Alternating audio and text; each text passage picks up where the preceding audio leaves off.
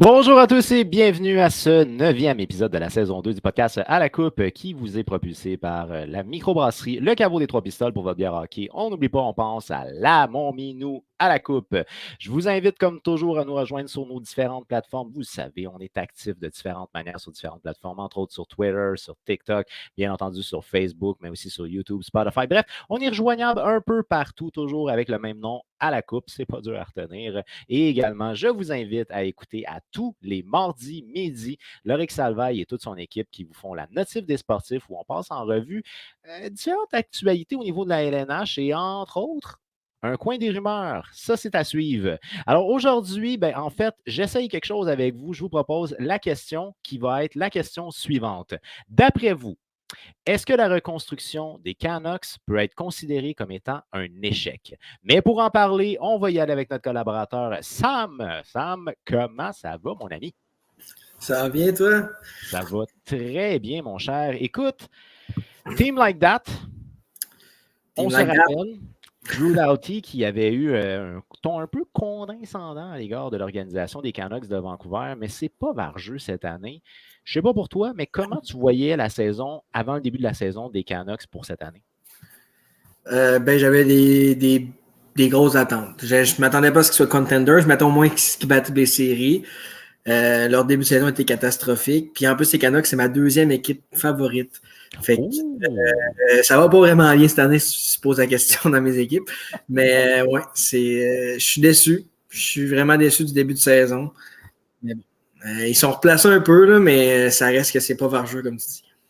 Non, puis il avait fait un move qui est un move assez intéressant. Peut-être que toi, tu le connais un peu plus que moi. Un certain, je pense que c'est Kuzmenko ou quelque chose comme ça, qui a été signé de la KHL, mais il y avait beaucoup d'équipes qui étaient intéressées à ce gars-là.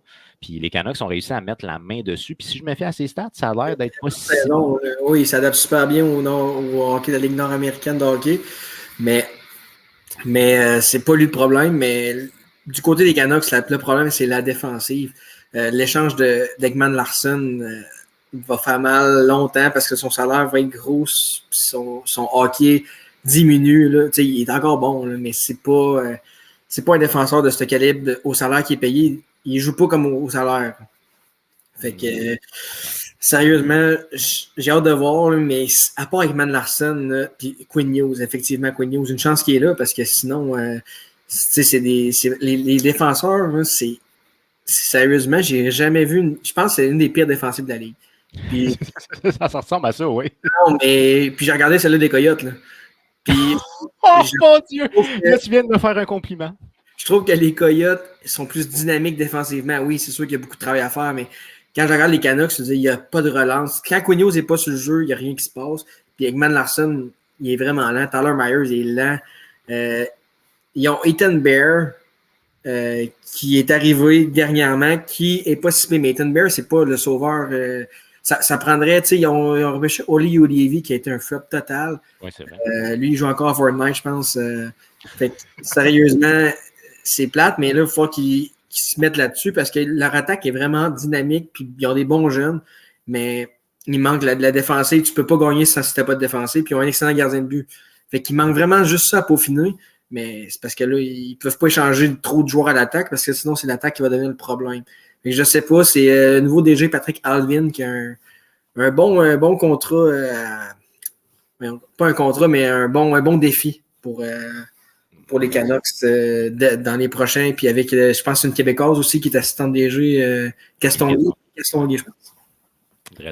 Ils ont un bon défi sous la main.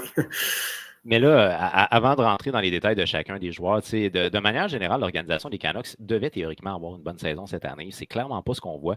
On peut toujours parler de blessures, de mauvais vibes et de tout ça, mais au final, c'est une organisation que ça fait plusieurs années qu'on parle que mais c'est pas le bon timing, c'est pas le bon ci, c'est pas le bon ça. Et puis là, on commence à parler de faire des transactions de joueurs qui sont des joueurs importants au sein de l'organisation. Et ça, c'est jamais vraiment un bon signe. Et d'où pourquoi j'avais eu l'idée de la question. Est-ce qu'on peut mentionner que c'est une reconstruction qui est un échec? Avant de rentrer dans cette réponse-là, on va passer au travers de plusieurs sujets et bien entendu, on va commencer avec Brock Bowser. Brock Bowser, comme on le sait très bien, on l'a entendu dans les rumeurs, le Canadien de Montréal a déjà montré de l'intérêt à l'égard de ce joueur-là. Je pense que ça fait quelques années, à l'époque de Marc Bergevin. Bon, là, des suites le gars, il a continué à jouer avec les Canucks. Et puis là, aujourd'hui, on parle qu'il serait peut-être disponible. Puis il y a un gars, là, je vais essayer de retrouver son nom tranquillement tantôt, qui a mentionné que le Canadien pourrait être encore intéressé à Brock Bowser. Comment, toi, tu files Brock Bowser comme style de joueur? J'adore Brock Bowser. J'ai un gilet Canucks. J'ai 2 gilets Canucks. Il y en a un qui c'est Brock Bowser. Un autre joueur qui va partir, que j'ai son nom, son numéro. Mais je l'adore. C'est pas le meilleur joueur de l'équipe. C'est un buteur. C'est un franc-tireur. Le gars score des buts. Le gars, c'est sûr que c'est pas le meilleur défensivement dans sa zone et tout. Mais c'est un très bon joueur de hockey. Puis lui, il était sorti des collèges américains, si je me rappelle bien. Là. Il était pas... C'était pas un top prospect qu'on attendait tant que ça. Puis finalement, il est arrivé très jeune quand même des Canucks. Puis il a performé tout de suite. Puis c'est sûr que ça va un peu moins bien cette année. Je pense que Bruce Boudreau et lui, ça marche pas vraiment. Parce que c'est le nouveau DG qui a donné un contrat en plus de 3 ans. Son première année. Il était à sa première année de son contrat de 3 ans. Puis là, on parle déjà d'échange. Alors, il s'est passé quelque chose avec Brock Bowser. Je sais pas si son attitude, j'en ai aucune idée. Là. Je suis pas dans le vestiaire, j'ai aucune information, mais il s'est passé de quoi avec Brock Bowser, soit que les Canucks sont vraiment plus intéressés, ou soit que c'est passé de quoi dans le vestiaire, ou whatever, ou c'est le coach, là, mais il s'est passé de quoi, parce que tu peux pas donner un contrat de 3 ans à un gars que tu veux échanger à l'année 1. En tout cas, je trouve ça. Ouais, c'est assez particulier. Je veux juste mentionner le gars que je dis, c'est John Mathiz. Je sais pas comment prononcer son nom, ça se termine avec un S et un Z. Il travaille pour le média de Scores. Okay. Puis c'est un média que tu peux... en tout cas, il est payant un peu. Okay. Moi, je ne le connaissais pas avant. Bref, je le connais. Puis lui, dans le fond, ce qu'il mentionne, c'est que, bon, les difficultés, je dirais, Tu prononces Bowser? Moi, je dis Brock Bowser, mais je sais pas si c'est quoi la vraie prononciation. Là. C'est bizarre comme prononciation. Tu sais, c'est genre un joueur, il y a plein de joueurs dans le national, tu dis, hey, c'est le même que ça se prononce. Ouais. Moi, je dis Brock Bowser, mais je sais pas si c'est le même que ça se dit. OK, on va dire Brock Bowser. Moi, ce que j'ai lu, c'est le fait qu'il y a vraiment des grandes lacunes au niveau du 5 contre 5. Donc, c'est un gars qui est utile au niveau de l'avantage numérique, mais que son style de jeu défensif est catastrophique. À moins 14 actuellement, c'est le pire de son organisation. Et pourtant, le gars, moi, quand je regarde, il joue sur une 3e ligne. Puis, tu sais, on s'entend, il joue genre avec Connor Garland et Sheldon Dries, que je ne sais pas c'est qui. Je pense pas que ça soit de baisse pour produire. Puis pourtant, il y a quand même quelque chose de respectable. Là, on parle de 16 points en 22 matchs, pas catastrophique. Et on parle, quand tu parles de sa ligne, là, Connor Garland, c'est pas le joueur le plus défensif non plus. Eh boy, non. L'action sur la glace, il est mieux de mettre sa première paire de défense parce que si il va avoir s'il y a un revirement, c'est pas trop long que ça va faire mal. Mais Sheldon Dries, encore là, c'est un ancien joueur de l'Avalanche, je me rappelle bien. Puis il jouait sur la 4e ligne avec l'Avalanche. Déjà là, lui, il est pas dans la bonne chaise comme 3e centre. Puis j'ai regardé les Canucks, il y a des il y a des joueurs que j'ai jamais entendu parler, puis je me dis, mais ils n'ont pas de profondeur, les Canucks. Il n'y a pas de. Je ne sais pas si Tanner Pearson est blessé ou il est encore là. Il me semble que lui, c'était un bon joueur de profondeur, mais on dirait que je ne l'ai pas vu cette année. Je ne sais pas s'il est blessé, ça m'a complètement sorti de la tête. Là. Mais lui, je pense que si lui, ils l'ont échangé ou il est blessé, je pense que c'est une lourde perte pour les Canucks parce que c'était leur gars de désavantage numérique, c'est leur gars défensif. Mais sinon, les Canucks, le bottom six qu'on appelle, là, Connor Garland, il est excellent offensivement, mais de l'autre côté de la patinoire, Brock Bowser puis lui, je pense pas que c'est des joueurs qui sont prêts à jouer défensif puis jouer de l'autre côté. Fait que si tu les mets ensemble, on dirait que ça marchera encore moins. Je sais pas si tu penses comme moi. Là. C'est 2 gars qui sont pas responsables du tout dans leur zone. Là, pour te compléter, Tanner Pearson, effectivement, il est sur la liste des blessés en ce moment. Non, voilà. Tu as quelques noms. Di Giuseppe, qui est Travis Dermott, Tucker Pullman, puis bien entendu Thatcher Demko sur la liste des blessés. Tu sais, on va retourner toujours avec, pour ce qui est de Bazer, Brock Bazer. Moi, en tant que tel, tu sais, le gars, je pense qu'on sait ce qu'on peut s'attendre de lui. On sait que c'est un gars qui est capable de compter des buts. C'est pas le plus grand des playmakers, mais il reste pour moi qu'il peut apporter quelque chose qui pourrait être quelque chose de pertinent pour une organisation. Puis, on semble croire que on ne demandera pas nécessairement beaucoup en retour. Donc, toujours selon John Mattis de The Scores, lui, il mentionne que le retour pourrait être même un choix de deuxième ou un choix de troisième ronde. Est-ce que ça peut valoir la peine pour une organisation comme le Canadien? Ah, vas-y. Mais si tu me dis que ça vaut juste un choix de deuxième ronde, moi j'embarque. Là. Je veux dire, je suis un léger national, mais c'est parce que ça prend l'espace à la masse salariale. Choix de deuxième ronde, tu rentres 6 millions, 6,650 000. Je savais que c'est 6,4, mais 6,6, puis tu sors rien. Les Canucks, eux autres, ils veulent clairement libérer le 6,6 pour la masse. Mais là, l'autre équipe qui va aller chercher Bazer va sûrement vouloir libérer un gros contrat parce que les Canucks vont vouloir le prendre. Genre, peut-être que les Canucks vont dire je te prends un choix de 3, mais je te prends rien. Tu sais, tu donnes un choix de 3, c'est pour se débarrasser de Bazer. Mais moi, je trouve que se débarrasser de Bazer quand tu as une équipe qui est moindrement compétitive, je comprends pas le move. Mais en même temps, s'il y a de quoi dans l'organisation, puis il y a de quoi sur Brock Bazer qui est arrivé qu'on ne sait pas, moi, c'est dur des fois en tant que fan de hockey de dire les choses alors qu'on ne sait pas toute l'histoire. Mais sérieusement, Brock Bazer, moi je pense que tu peux t'attendre à 25 buts, 50 points. Je pense que ça, tu ne te trompes pas. Ça peut être un excellent joueur de troisième trio dans une équipe qui est contender à la Coupe Stanley ou un bon joueur de deuxième trio pour une équipe qui est moindrement, mettons, dans le mid-ranking de la Ligue nationale. Mais comme je te dis, moi, je l'aime beaucoup. Puis je pense que le Canadien, s'il peut donner un choix de troisième ronde, peut aller le chercher, mais ça ne marchera pas sa masse. Là. Fait qu'il va falloir qu'il donne peut-être un Joel Armia. Je ne sais pas. Sont-ils intéressés à un Joel Armia? La prochaine information que je vais détenir va être la suivante. Selon, là, je ne me rappelle pas c'était qui, là, mais en tout cas, il y avait quelqu'un qui avait mentionné que. Attends, je vais te trouver le nom précis là, parce que des demi-mesures, j'aime pas ça. Rick Dhaliwal. Je ne connais pas non plus. OK, lui, je n'ai pas fait de recherche, je ne sais pas d'où il vient. Mais en tout cas, bref. Selon Rick Dhaliwal, il dit le style de joueur qui pourrait intéresser les Canucks, ce serait un joueur comme Sean Monahan. Et là, on s'entend. Là, ce que je vais te dire ici, ce n'est pas une source. C'est Michel Therrien qui a mentionné que selon son feeling, Sean Monahan pourrait être tenté de tester le marché. Alors, à ce moment-là, Sean Monahan, on parle d'un gars de 6,3. Est-ce que ça pourrait être intéressant pour les Canucks de s'essayer avec Sean Monahan? Mais ça dépend. C'est sûr que aller chercher un joueur qui est joueur autonome sans compensation, c'est un peu risqué parce que si tu vas chercher le gars puis il signe ailleurs après, l'échange est gâché.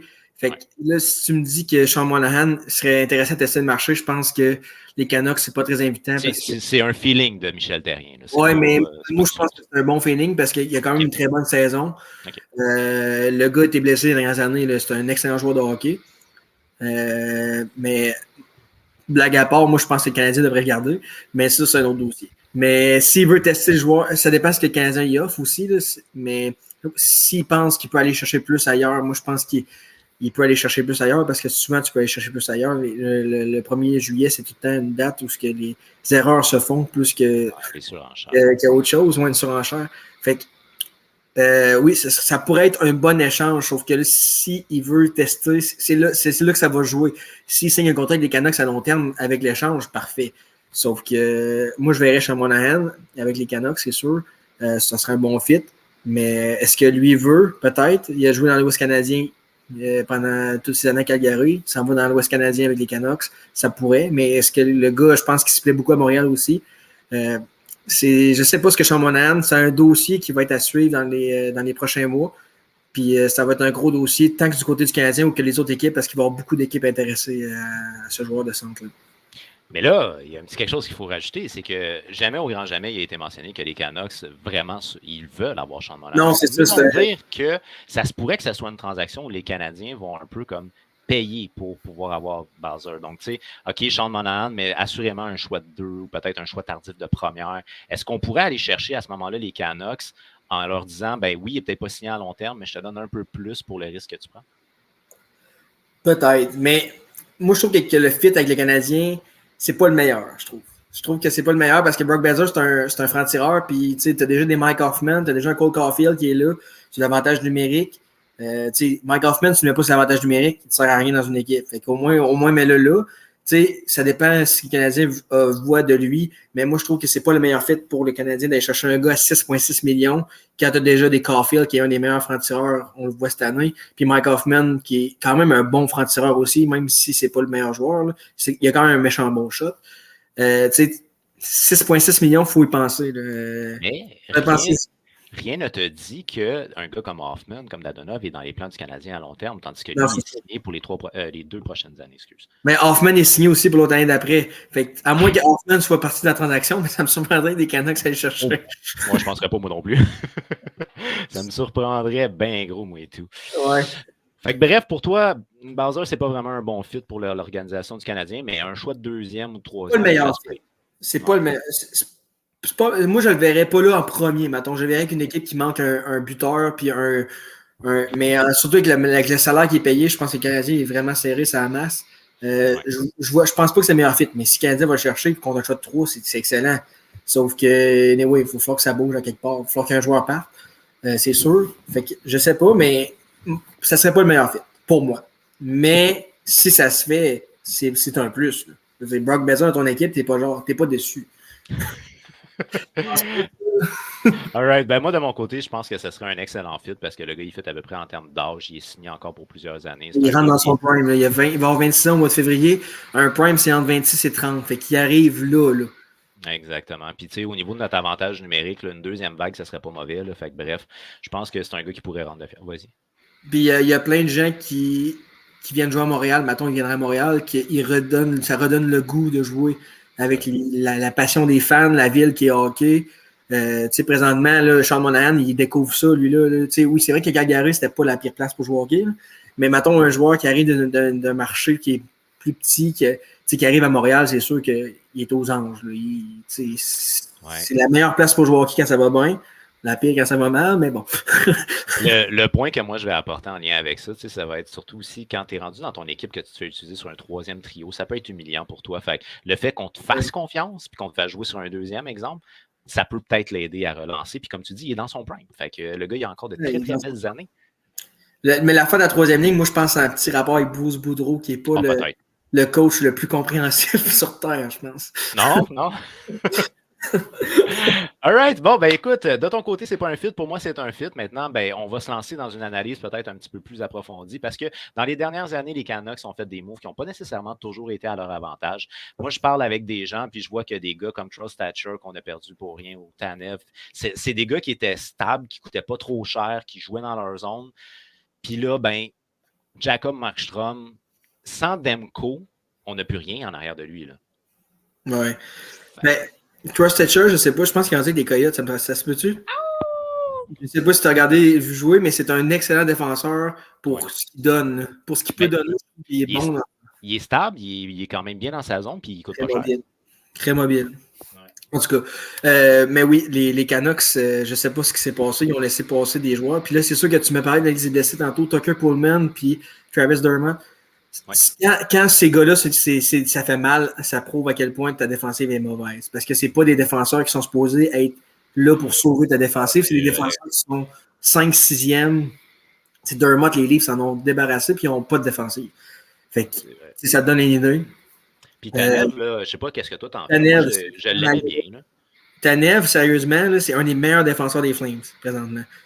C'est pas le meilleur défenseur offensif, mais un défenseur, c'est pas juste l'offense, c'est la défense. Puis le gars en piqué, là, je sais que malheureusement, il a reçu un tir dans sa tête, là, puis j'espère qu'il va être correct.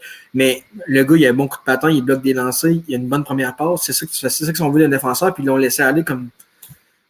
Moi, ça m'a vraiment fait chier, là, parce que vu que j'aime les Canucks, je voulais pas le voir qu'il parte.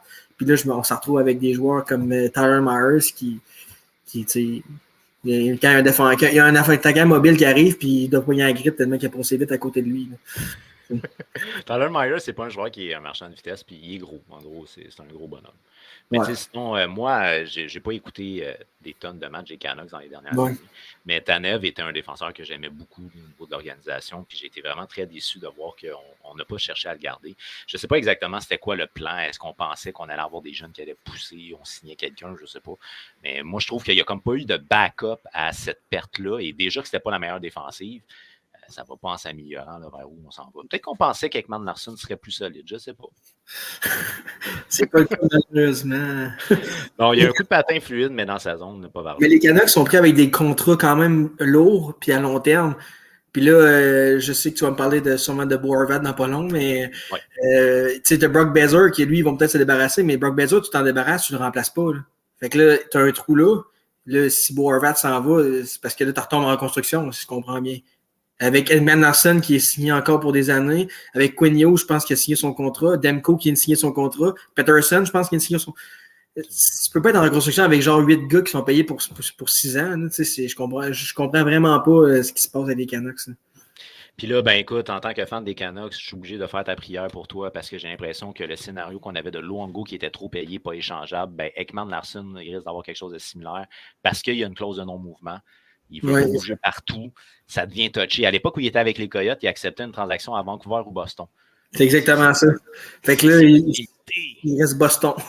Mais Boston, ils vont pas parce qu'ils sont remplis de. Anyway, ils veulent pas aller chercher Ekman Larsson. Ça va déjà assez bien de même. Mais anyway, Boston n'irait jamais chercher Ekman Larsson parce qu'ils ont Hampus Lindholm puis Charlie McAvoy qui ont des gros contrats quand même, mais qui font super bien la job. Fait que pourquoi ils cherchaient ça? Mais les Canucks, je pense que la transaction de Ekman Larsson, ça va leur faire mal pendant longtemps. Heureusement, ils ont eu Connor Garland dans l'échange qui est quand même un bon joueur offensif, qui est quand même capable de faire un 40, 45, 50 points peut-être sur une troisième ligne. Mais ça reste que le contrat d'Ekman Larsson va être lourd et lourd longtemps. Puis Garland, il est dérangeant aussi. Là. Il y a un petit côté fatigant. Ouais, j'ai entendu des histoires dans quelques jeux pour les Wildcats de Moncton. Ça a l'air que c'est un petit tabarnouche. Il dit des mauvaises choses. Mais sinon, je veux te ramener aussi sur la situation des gardiens de but, parce que là, en ce moment, on a Thatcher Demko qui est blessé, puis ça, c'est catastrophique pour l'organisation. Après ça, on tombe avec Delia et Spencer Martin. Dans les deux cas, c'est des gardiens qui sont dans les 800. Ouais, Colin Delia, il était avec les Blackhawks l'année passée. Ouais. Ça a été exécrable comme expérience comme deuxième gardien. Fait que là, il était allé dans l'américaine. Là, ils l'ont monté parce que Demko est blessé. Spencer Martin, je pense qu'il pourrait être un bon deuxième dans la nationale, sans plus. Là, il est là parce que là, il remplace le gardien numéro 1, mais il est encore jeune, je pense. J'ai pas tout son âge et tout, là, mais il n'y avait pas Michael DiPietro qui était dans l'organisation avant.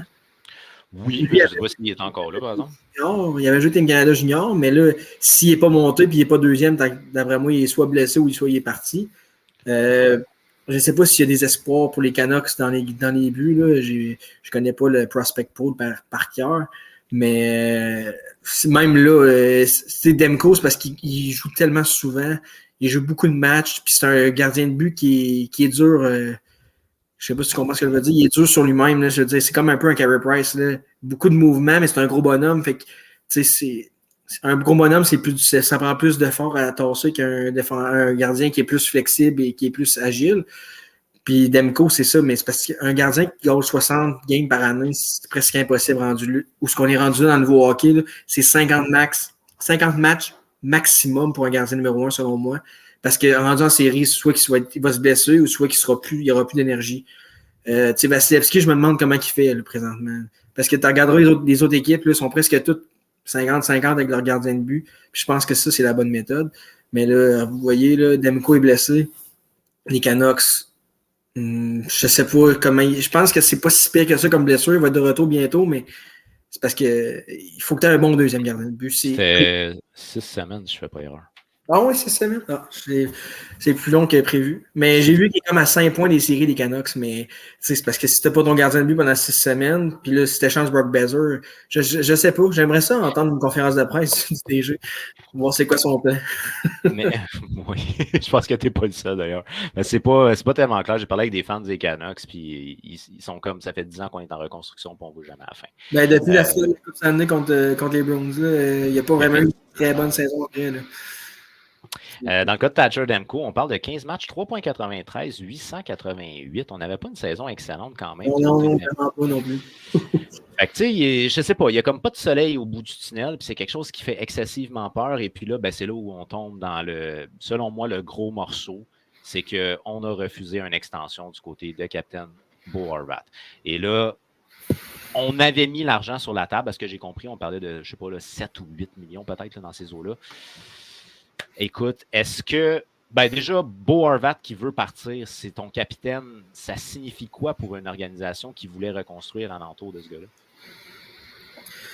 Ben, ça signifie un échec monumental. Parce que c'est ton capitaine, c'est ton meilleur joueur. Cette année, il a une excellente saison. En plus, là, il a choisi sa saison pour avoir sa meilleure à son année de contrat. Mais le fait qu'il ait refusé une offre, ça veut dire qu'il ne veut pas être avec les Canucks. Il veut tester, puis il va avoir plus que 8 millions sûrement parce que ça va être un joueur autonome. C'est un centre numéro 1 dans la Ligue nationale. C'est un gars qui va faire quoi, 30-35 buts cette année. Le gars est capable de jouer défensivement. Premièrement, c'est ça, j'ai dit, c'est un centre. Fait que déjà là, les mises en jeu, le jeu défensif. Bo Horvat, c'est un joueur complet. Puis s'il est capable de faire 30-35 buts en plus, ça va coûter cher. Je ne sais pas quelle équipe va être capable de mettre la main dessus parce que ça commence à être serré sur le plafond pour pas mal d'équipes. Mais je sais que les Blue Jackets sont très intéressés à ses services. Il y a des rumeurs de transactions, mais là, je ne sais pas c'est quoi. Qu'est-ce qu'ils demandent? Je ne sais pas ce qu'ils demandent les Canucks parce que le joueur est joueur autonome. Un joueur autonome, tu ne donnes pas trop techniquement parce que le gars, tu peux l'avoir gratis à la fin de l'année. J'ai hâte de voir, mais les Canucks, ils ne peuvent pas laisser partir pour rien. Ils ne peuvent pas perdre ce joueur-là pour rien. Non. Puis là, tu parles qu'il y a une bonne saison. On parle de 25 points en 27 matchs. C'est près d'1 point par match quand même, le gars. Puis c'est un joueur qui est responsable dans sa zone, qui patine beaucoup entre les deux zones. C'est un gars qui est hyper sérieux. Je sais pas, man. C'est un bel exemple pour tout le monde.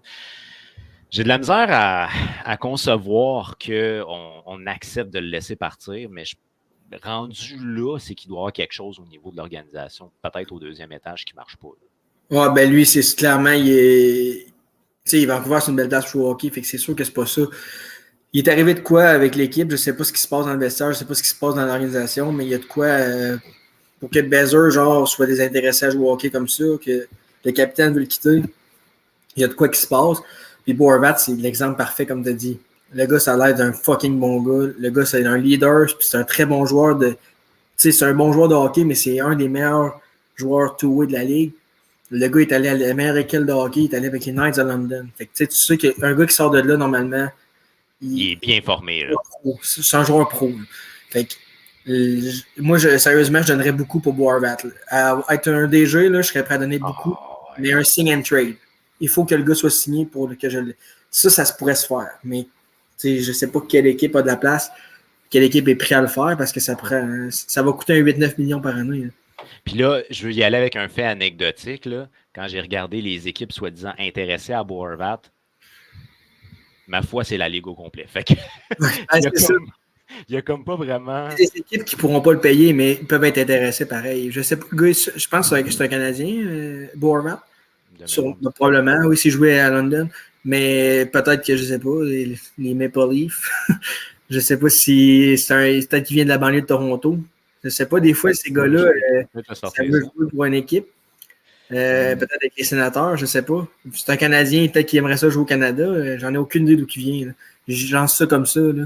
OK, mais sans nécessairement dire, là, toi, tu pars dans l'optique qu'il est agent libre. Mais si, mettons, on fait un sign and trade, là, c'est une équipe qui va vraiment le vouloir, qui va faire ce genre de move-là. Fait qu'à ce moment-là, il n'y aura pas nécessairement à choisir sa ville. Non, c'est ça. C'est un sign and trade, mais moi, je parlais peut-être d'un, tu sais, mettons, date limite transaction, les Maple Leafs, pour un push en série, vont aller chercher un joueur comme joueur de location, puis leur laisser partir après. Là. On ne sait pas. Je lançais ça de même.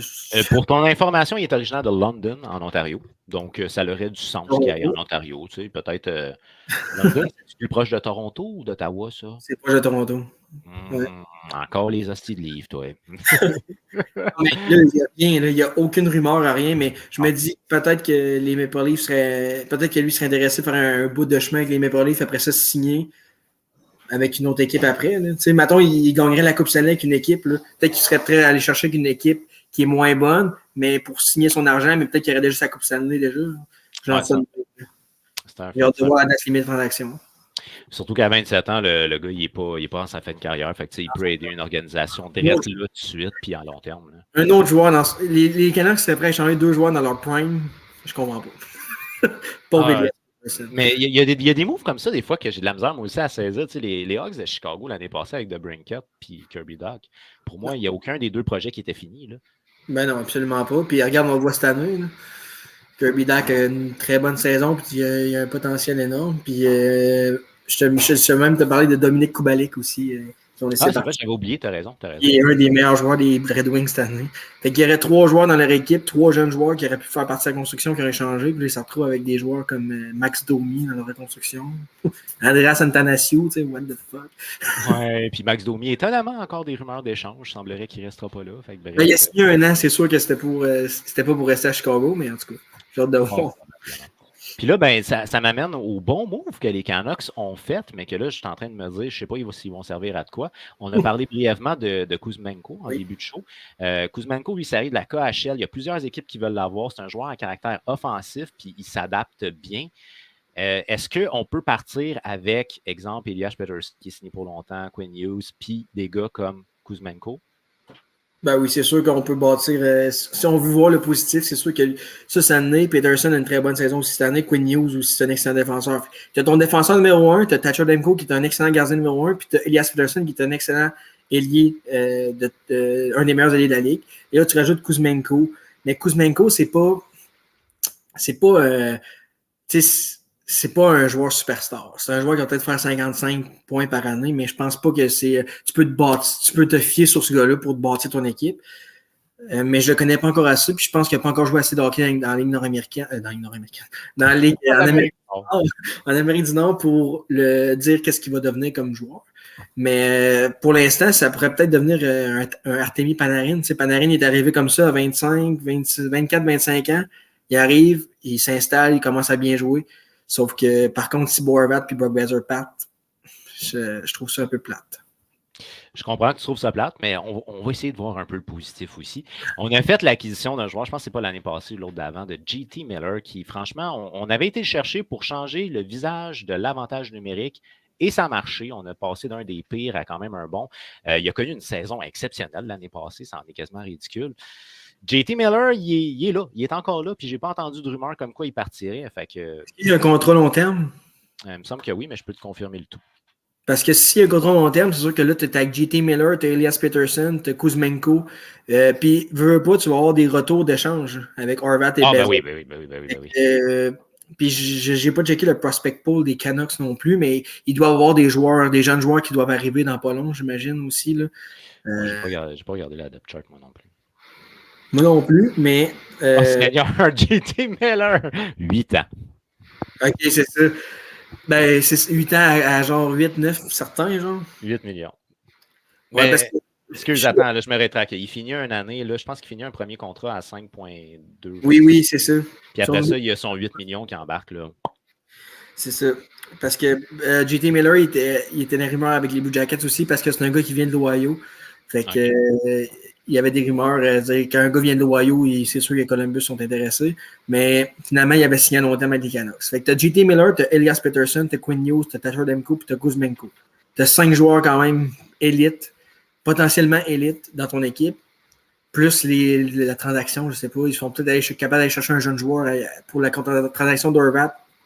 Ils sont peut-être capables d'aller chercher un Young Guns dans une équipe qui tarde à se faire à éclore.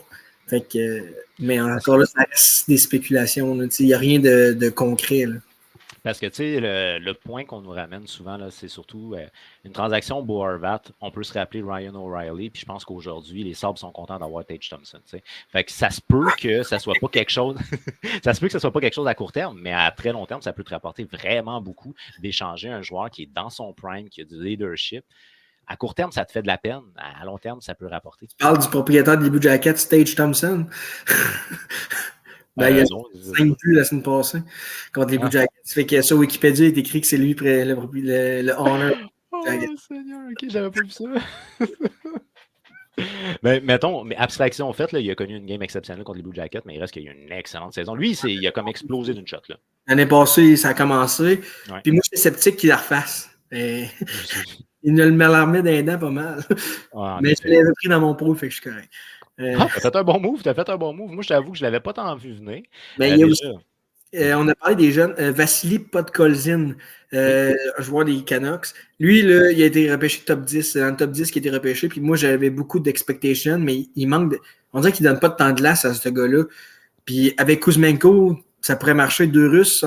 Quand la magie russe marche en deux joueurs, ça peut faire.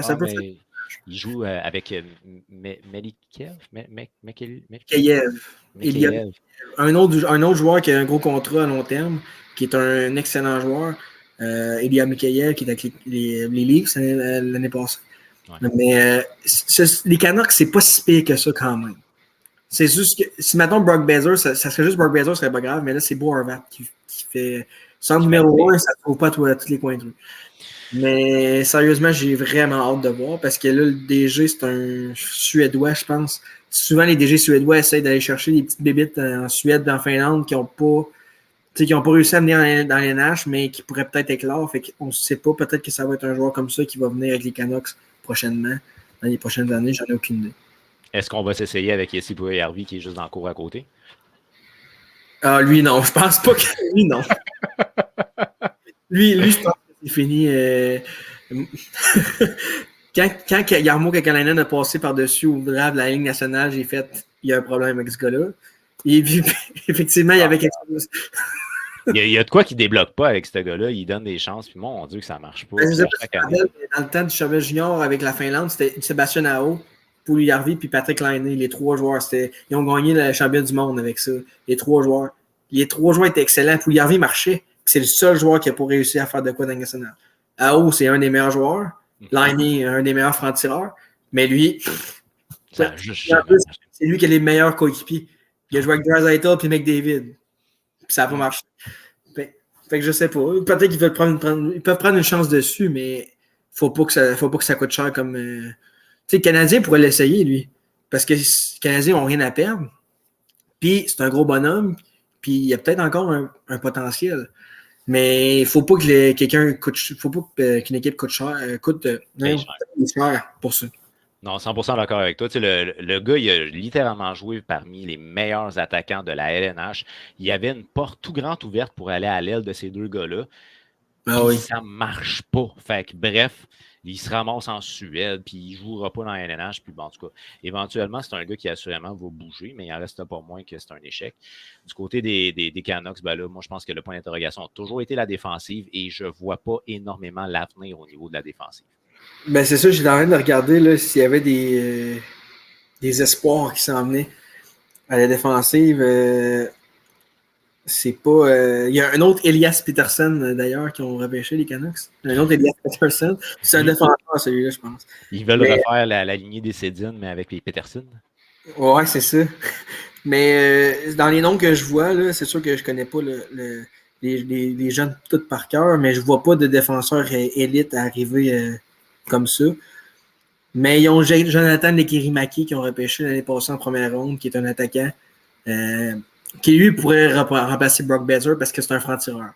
Fait que peut-être qu'ils sont prêts à échanger Brock Besser parce qu'ils savent qu'il y en a un qui s'en vient en arrière, mais ça reste que c'est dur à remplacer pourquoi remplacer un gars que tu as déjà par un autre? Je trouve ça un peu bizarre. Ben, c'est parce qu'à un moment donné, tu as peut-être juste un surnom en termes de style de joueur. Fait que là, tu dis t'en as trop, fait qu'il y en a un qui passe, celui qui a le plus de valeur, c'est lui qu'on se débarque. Puis lui qui coûte le moins cher aussi. On s'attend que l'autre va avoir un contrat recru, l'autre a un contrat de 6,6. Oui, exact. Fait que, moi, d'après moi, c'est surtout ça, là, parce que ça a l'air de bien se passer avec Mikheyev. Ça a l'air de bien se... Comment? Ilya Mikheyev. Puis Kuznansko, les deux, ça a l'air de bien se passer. Fait que, si ça va bien avec Elias Pettersson, ces deux-là, ben garde, d'après moi, tu peux te permettre de ne pas avoir. Anyways, Bo Horvat ne sera plus là, tu n'as pas besoin. Mais Pettersson, c'est un centre, right? Ouais. Fait que c'est lui qui va devenir centre numéro 1. Fait que Elias Pettersson comme centre numéro 1, c'est pas mauvais. Mais ça va te prendre, tu sais, c'est sûr qu'avec un 1-2 punch, Horvat, Pettersson, tu étais en business. Sauf que, tu sais, Vancouver, comme je dis, c'est vraiment une belle ville pour jouer au hockey. C'est une très belle ville tout court, là, mais tu sais, je veux dire, c'est beau. Les fans de hockey sont passionnés. Fait que, eux autres, ils ont un léger avantage que, genre, c'est Hockey Town un peu. Fait que ça peut aider les Canucks, les agents libres, mais est-ce que ça va refroidir les agents libres que deux joueurs élites veulent partir aussi? sais, Bruce Boudreau, je pense pas qu'il attire les joueurs. Non, en effet. Puis ça, les moves de coach, là, Travis Green n'était pas la crème de la crème. Non. Bruce Boudreau, ça a bien commencé. Il y a eu comme un moment de charme au début, mais après Bruce, ça. there it is. Bruce, there it is. Il chante ça. Puis il y avait eu John Tortorella avant, je sais pas si tu te rappelles. Fait que Tortorella, Travis Green, Bruce Boudreau, je pense qu'il serait temps qu'il aille avec un jeune entraîneur, là, un peu comme un Sheldon Keefe ou le nouveau coach des Red Wings, lui qui est avec les Lightning, je me rappelle plus de son nom. Il me semble que c'est un nom francophone, c'est bizarre, mais en tout cas, un jeune entraîneur, peut-être même un entraîneur adjoint qui est dans la ligue à quelque part, mais pas un entraîneur qui a des problèmes avec des joueurs comme Bruce Boudreau ou John Tortorella, qu'on sait que oui, il y a des joueurs qui l'aiment, mais il y a beaucoup de joueurs qui le détestent aussi. T'sais, vas-y avec un gars qui va emmener de quoi de nouveau, parce que là, c'est une nouvelle ligue nationale, les joueurs ne sont pas traités comme avant. T'sais, on n'est pas en 1995 non plus.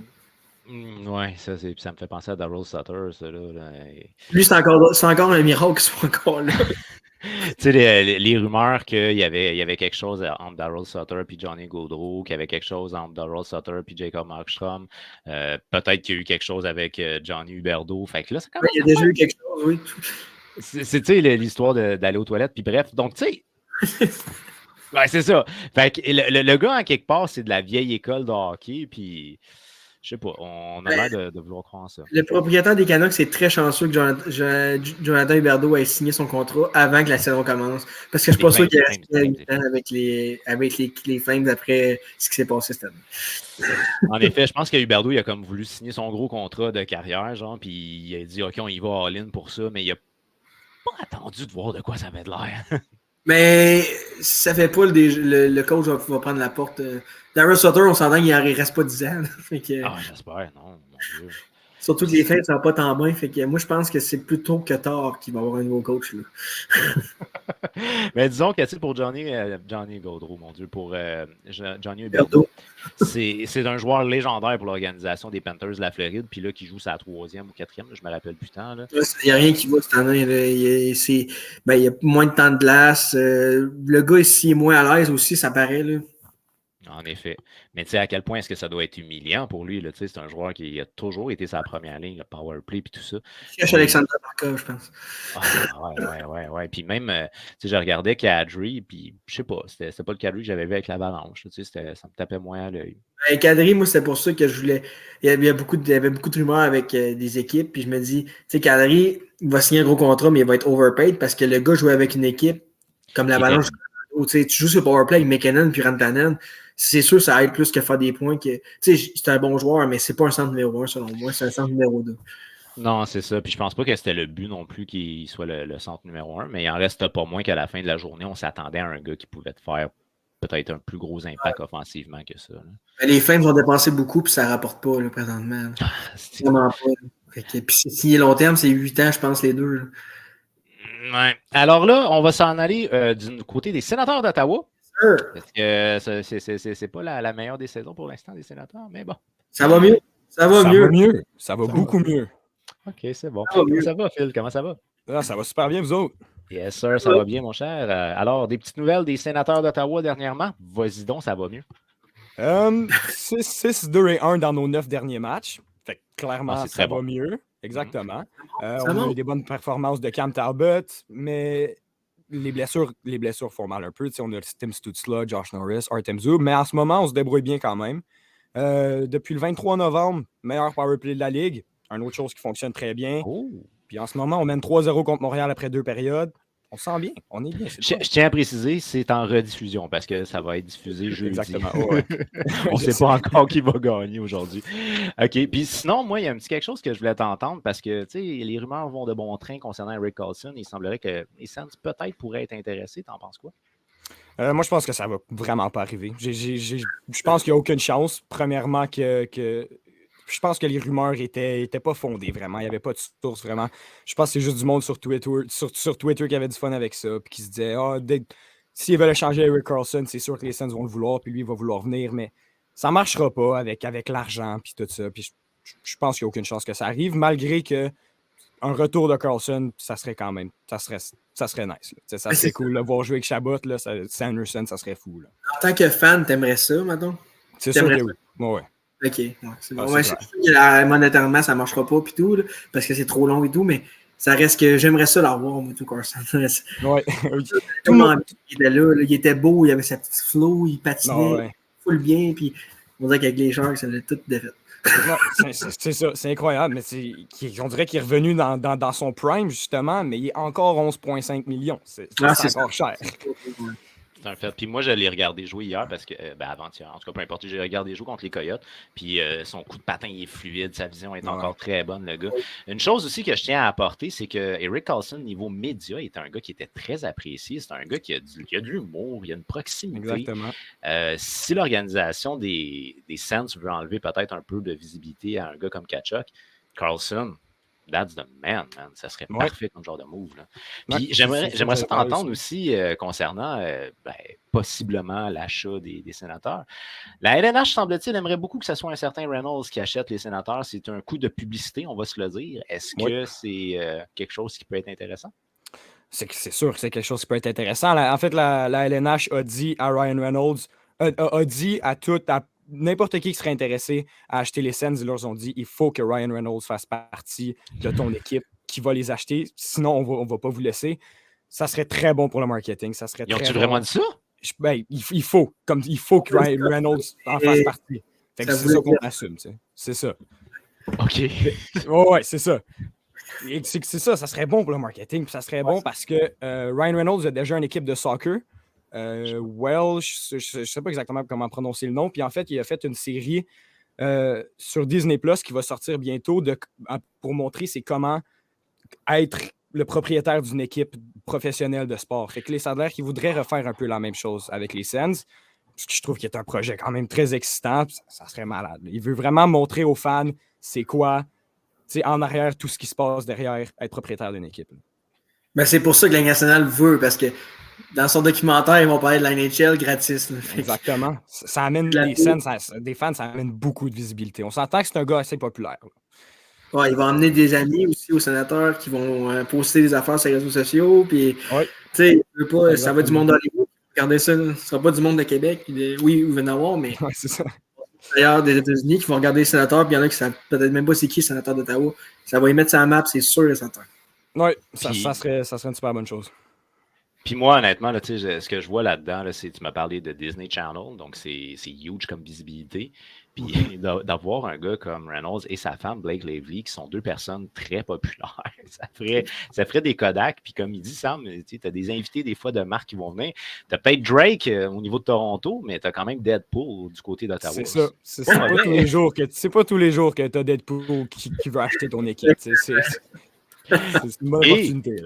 Là, il a forcé un peu la note, mais il reste pas moins qu'il va avoir fini par réussir son pari d'obtenir un Sugar Daddy ou une Sugar Mammy. Parce que il ne sera pas l'actionnaire majoritaire au final. Là. Non, c'est impossible. C'est impossible qu'il achète l'équipe tout seul. Il l'a dit direct, je pense que c'était sur Jimmy Fallon, je suis sûr. En tout cas, il ne s'est pas caché. Il a dit j'ai besoin d'un Sugar Mammy, d'un Sugar Daddy, d'un Sugar Mammy. J'ai pas le choix. Je ne peux pas l'acheter tout seul. Je ne peux pas vous le cacher. C'est rare qu'une personne, à moins qu'il soit vraiment multimillionnaire là, ou milliardaire, qui peuvent acheter une équipe. Des clubs. C'est très les plus grands clubs qui se vendent. Les Broncos de Denver sont vendus, c'est sûr qu'ils ont vendu 4,5 milliards, mais ils sont genre 25, puis Lewis Hamilton est là-dedans. Là. Ils ont pas le choix. Les sénateurs, c'est sûr que c'est moins cher, mais ça reste que Ryan Reynolds fait de l'argent, mais c'est de l'argent pareil, là, un club de hockey. Là. Mais c'est clair. Ils ne sont pas en peine, les sénateurs. Là. Je ne me rappelle plus des noms, là, mais je me rappelle qu'il y avait des hommes d'affaires qui étaient des groupes d'hommes d'affaires qui étaient intéressés. Puis cette équipe-là, en plus, là, il disait que les filles de Melnyk voulaient absolument mettre la clause de elle ne peut pas s'en aller, puis il faut qu'il y ait un aréna sur les plaines de Breton. Oui, ça, c'est une très bonne chose. Puis en ce moment, ça devient sérieux, justement. Il y a beaucoup d'hommes d'affaires, puis tout ça. Il y a beaucoup de rumeurs, il y a beaucoup de noms qui circulent. Puis je pense que c'est ça, ils ont ouvert le data room des Sens pour qu'ils puissent comme, analyser les données de l'équipe et tout ça. Ils vont les ouvrir bientôt pour tous ces gens qui sont intéressés là. Fait que tout le monde commence à se rapprocher, tout le monde commence à avoir plus d'informations. Ça devient sérieux, ça devient quand même très intéressant. Là. Mais c'est ça, c'est intéressant parce qu'il y a le projet des Plaines-le-Breton, qui est une nouvelle aréna.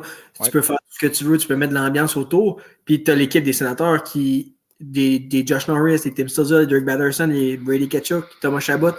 L'équipe s'en vient dans son prime. Fait que tu t'achètes pas une équipe qui va être des bas-fonds pendant 8 ans. Tu vas être dans une équipe exactement. qui va dans le 4. Là.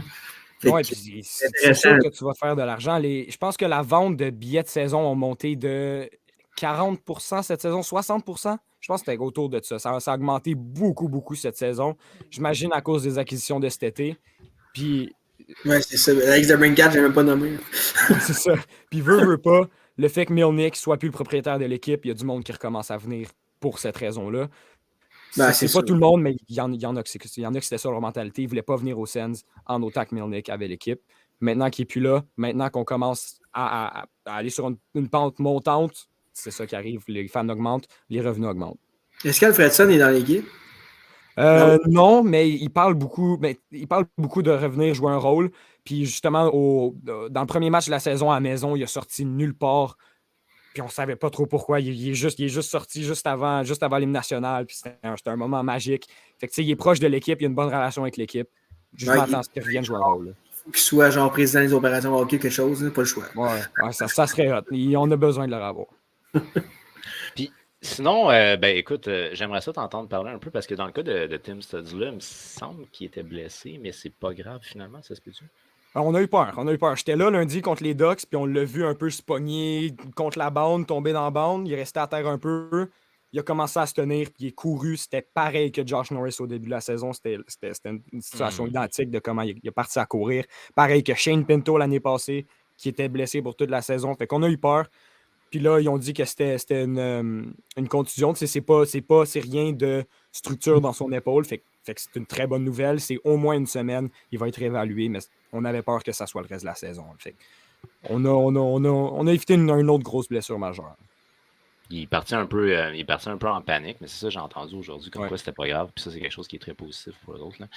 Alors bref, qu'est-ce qu'on peut s'attendre là, des sénateurs pour, disons, la prochaine semaine-ish? C'est dur à dire, justement, parce qu'on vient de reperdre un autre gars comme Tim Stützle. Quand tu y penses, c'est Norris, c'est Stützle, c'est Zub qui nous manque. Fait que l'équipe, il y a des gars comme Jake Lucchini, Rook Chartier, je suis pas mal sûr que vous avez jamais entendu ces noms-là. Exactement. Ils sont en train de jouer dans LNH en ce moment. Ils sont sur nos deux troisième lignes. Puis quand tu regardais notre troisième ligne cet été, c'était Tyler Mott, Shane Pinto, Mathieu Joseph. Maintenant, c'est les deux gars que je viens de te nommer avec un Dylan Gambrell. C'est fou comment la profondeur de l'équipe, à cause de ces blessures-là, a été vraiment affectée, pas d'une bonne façon. Mais je pense que dans la prochaine semaine, on joue des équipes comme les Red Wings et tout ça. Je pense qu'on peut finir sur une note positive avant Noël. On va voir ce qui arrive après. Les Blues étaient derniers dans la Ligue en 2019 à Noël, puis ils ont gagné la Coupe. C'est ce que j'ai à dire. OK, c'est Tout est possible. J'ai déjà vu jouer Rook Chartier à Coupe Memorial à Québec en 2015. Il jouait avec Larry Idol. C'était quand même un joueur dominant? C'était ça un joueur, il était comment? C'était un joueur de points par match. C'était un excellent joueur de hockey. Il avait été repêché quand même assez haut en plus. Ouais, ben c'est ça. Il y avait une super bonne saison à Belleville en ce moment. Fait que quand on s'est demandé qui montait à cause des blessures, c'était le premier nom qu'on a vu. Là. Regardez la première période, tantôt, il a genre donné 4 mises en échec sur le même chiffre. Ouais, ça se peut. C'est souvent de même. Les jeunes joueurs qui viennent d'arriver dans la NHL, ils veulent faire leur place, ils vont frapper tout ce qui bouge tout le temps. OK, ben écoute, un grand merci parce que c'est à peu près le seul temps qu'on avait. Un grand merci pour ce qui est des nouvelles des sénateurs d'Ottawa. Puis je te souhaite que ça aille un peu mieux au niveau de l'infirmerie parce que franchement, c'est de perdre un paquet de joueurs comme ça. On dirait que c'est une malédiction des fois. Là. Surtout les centres puis leurs épaules. Dans les 2 dernières années, c'est Colin White, Shane Pinto, Josh Norris, Tim Stützle. C'est nos 4 centres à leurs épaules. Puis si je fais malédiction. T'en as 2 qui étaient à des mises au jeu, right? Shane Pinto, dans le fond, il s'est fait frapper sa bande. Il est allé, les Sens, ils ont comme dit qu'il pouvait revenir, ce qui était une grosse erreur parce qu'il a pris une mise au jeu, puis il est retourné, puis il n'est pas revenu du reste de la saison. Fait que je sais pas comment tu passes à tu peux finir le match à tu peux plus jouer de la saison. Je sais pas ce qui s'est passé là. Puis Josh Norris, lui, c'est un match contre les Coyotes qu'on mène, je pense, 6-2. Il prend une mise au jeu, tombe à terre, saison finie. C'est incroyable comme malchance. Mais il a recommencé à patiner, par exemple, la semaine passée, je pense. Mais c'est sûr qu'il ne peut pas prendre de contact, rien. Mais moi, je pense qu'il va revenir cette année, par exemple. J'espère beaucoup. Mais est-ce qu'on le ramène si on ne joue pas des matchs compétitifs à la fin de la saison? Est-ce que ça vaut la peine? Je pense que ça va dépendre un peu de ça aussi. De quoi, ça? Au moins, pour mon pôle, il pourra venir. Ouais, c'est ça. Mais c'est parce que tu essaies de le préserver, tu le veux à long terme, tu ne veux c'est pas ça. empirer sa blessure. Puis c'est la deuxième à l'épaule. L'année passée, c'était un autre. Là, c'est comme pas à la même place, mais c'est la même épaule. C'est inquiétant.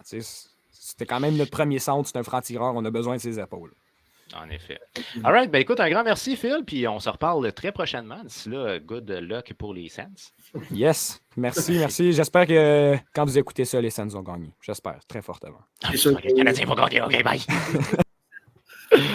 All right, Sam. Ben écoute, c'est à peu près tout le temps qu'on avait. Est-ce que tu as un petit mot de la fin concernant le sujet principal des Canucks? On y va avec la question. Est-ce qu'on peut mentionner que les Canucks ont une reconstruction qui est un échec? Malheureusement, oui. Pour que ça se passe bien, puis qu'il y ait un joueur qui tombe du ciel, puis qu'il devienne. C'est plate qu'ils n'ont plus de joueurs à donner, qui sont bons. Fait que... Moi, ça va être non. Pourquoi? Parce que je pense qu'on est dans une deuxième reconstruction. Fait que, on a comme une deuxième vague de jeunes, puis on les a énumérés tantôt. Tu en as plusieurs qui sont là à long terme, puis c'est des joueurs, je pense, que tu peux te bâtir dessus. Certes, la génération que je pourrais affilier à Bo Horvat est peut-être un échec, mais d'après moi, on a de l'espoir. Mais bout de vierge, des défenseurs défensifs. Mais pour terminer, peut-être que les Canucks pourraient finir vraiment bas dans le repêchage pour avoir un méchant bon choix, puis de repêcher un défenseur. Ça serait peut-être la. Ça serait une idée, genre top 5, là? Ben, il y a des défenseurs, je pense, dans le top 10. Je pense que les 5 premiers, c'est les attaquants. Fait que tu peux prendre des défenseurs plus tard. Ah, ben, OK. Ben, écoute, je vous le souhaite bien dans ce cas-là. Parti comme c'est parti là. All right. Un grand merci, Sam. Puis on se revoit très prochainement, mon cher. Passez une bonne soirée. Merci. Alors, pour vous à la maison, je tiens à vous remercier d'avoir écouté cet épisode-là où on a fait un petit spécial concernant les Canucks de Vancouver, mais aussi la possibilité d'avoir un joueur comme Brock Bowser rejoindre l'organisation du Canadien de Montréal. Est-ce que c'est possible? Tout est possible, mais ça ne veut pas dire que c'est garanti. Alors, je vous dis un grand merci d'avoir été là. Je vous rappelle bien entendu que cet épisode-là va être disponible en rediffusion en fin de semaine sur Spotify et sur notre chaîne YouTube. Également d'écouter à tous les mardis midi la notif des sportifs animée par Loric Salveille. Sur ce, je vous souhaite une excellente fin de soirée et on se revoit très prochainement. OK.